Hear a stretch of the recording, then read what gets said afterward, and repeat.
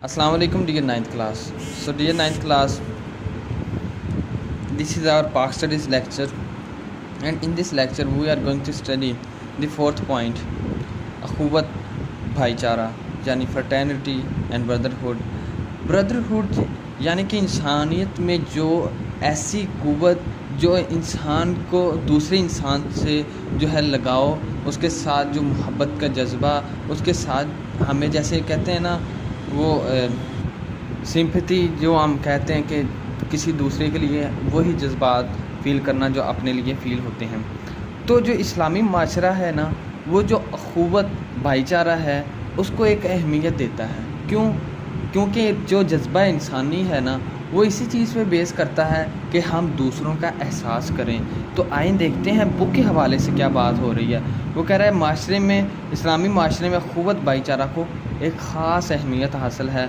और Medina Munawwara में क्या हुआ, जब वो इस्लामी रियासत बनी तो अख़ुवत भाईचारे की मिसाल देखने के काबिल थी। वो मिसाल क्या थी आपको अच्छी तरह से याद होगा, जब इन सारे जो मक्का से हिजरत करके जो मदीने आए लोग, तो क्या हुआ, मदीने वालों ने उनको दिल से वेलकम किया, उनको अपना भाई तस्वर किया, हत्ता कि जो है उनको अपनी जगह में से, अपने घर में से वो आधी जायदादें दे दी। तो ये था वो अख़ुवत और भाईचारे का जज्बा। तो फिर आगे भी देखते हैं उन्होंने यहाँ पे क्या लिखा है। आज भी इस्लामी माशरा में अख़ुवत भाईचारे का मुतकाज़ी है जो कि मदीना मुनव्वरा में नज़र आई थी। यानी कि आज भी माशरे में वो चीज़ नज़र आने के लिए माशरा बेताब है कि वो चीज़ नज़र आए। और इस्लाम से पहले इस असूल का फुक़दान था और लोग एक दूसरे की जान के दुश्मन थे। जो इस्लाम से पहले लोग थे ना, वो तो इवन के अपने ज़िंदा बच्चों को ज़मीन में गाड़ देते थे। ये तो फिर किसी दूसरे को अपना भाई मानना, उसके लिए जज्बात रखना, ऐसा मामला था।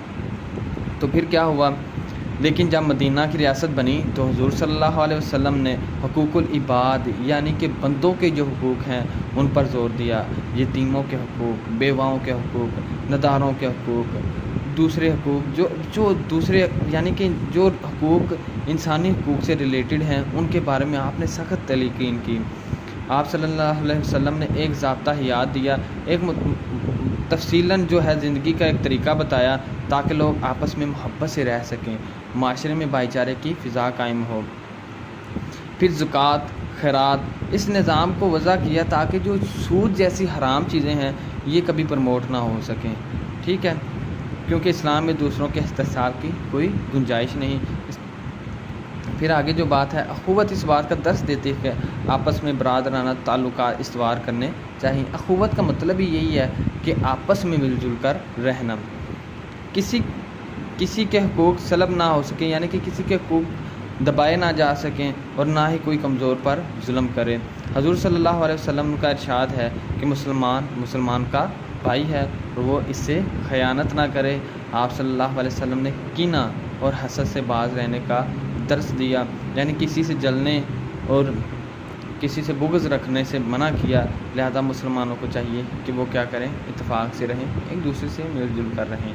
तो ये सारी वो चीज़ें हैं जो हमें अपनी अमली ज़िंदगी में लेकर भी आनी चाहिए और इन पर अमल भी करना चाहिए। तो डियर स्टूडेंट्स, आपको इससे कोई भी माइनर क्वेश्चन भी हो, आप फील फ्री करके मुझसे पूछा करें। अल्लाह हाफ़िज़।